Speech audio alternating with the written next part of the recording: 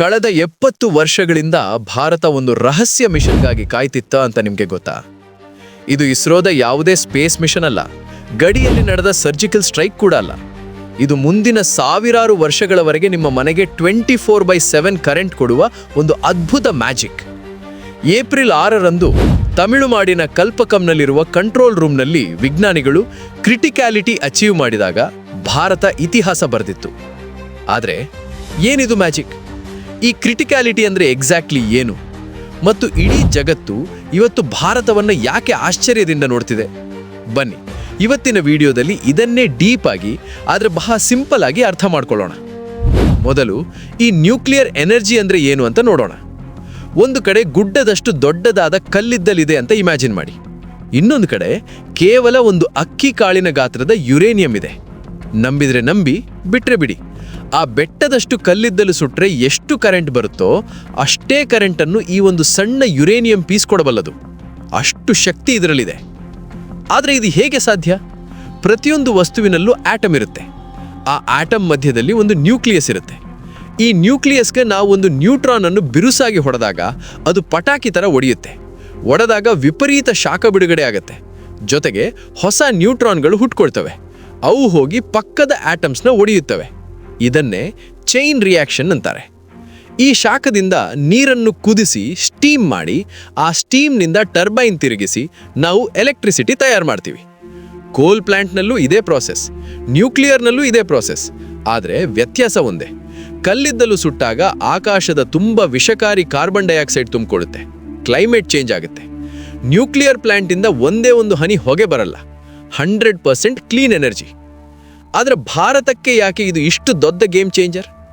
1950ರ ದಶಕದಲ್ಲಿ ಡಾಕ್ಟರ್ ಹೋಮಿ ಜಹಾಂಗೀರ್ ಭಾಭಾ ಇಡೀ ಭಾರತದ ಮ್ಯಾಪ್ ಮುಂದಿಟ್ಕೊಂಡು ಒಂದು ಲೆಕ್ಕಾಚಾರ ಹಾಕಿದ್ರು.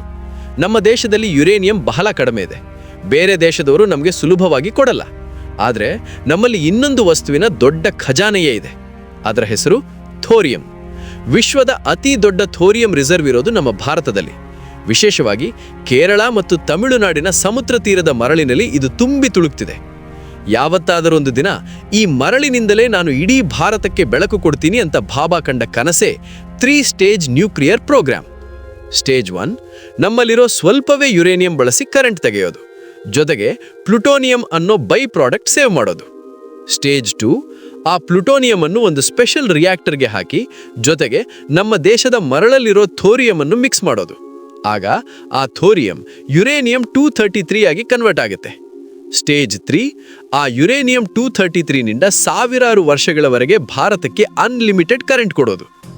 ಏಪ್ರಿಲ್ 6, 2026ರಂದು ಕಲ್ಪಕಂನಲ್ಲಾಗಿದ್ದೇನು ಗೊತ್ತಾ? ನಾವು ಆ ಸ್ಟೇಜ್ 2ನ ಅತಿ ದೊಡ್ಡ ಮೈಲಿಗಲ್ಲನ್ನು ರೀಚ್ ಮಾಡಿದ್ದೀವಿ.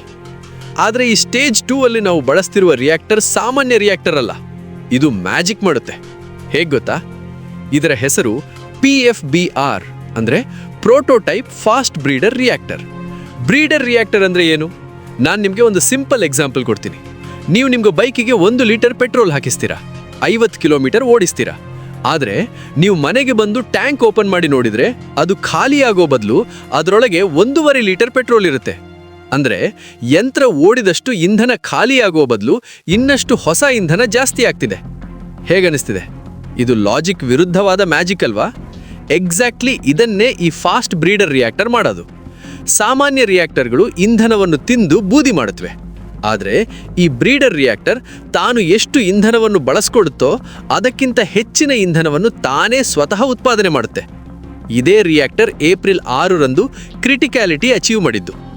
ಕ್ರಿಟಿಕ್ಯಾಲಿಟಿ ಅಂದರೆ ರಿಯಾಕ್ಟರ್ ಒಳಗೆ ನಡೆಯುವ ಚೈನ್ ರಿಯಾಕ್ಷನ್ ಈಗ ಯಾರ ಸಹಾಯವೂ ಇಲ್ಲದೆ ತನ್ನಷ್ಟಕ್ಕೆ ತಾನೇ ನಿರಂತರವಾಗಿ ನಡೆಯಲು ಶುರುವಾಗಿದೆ.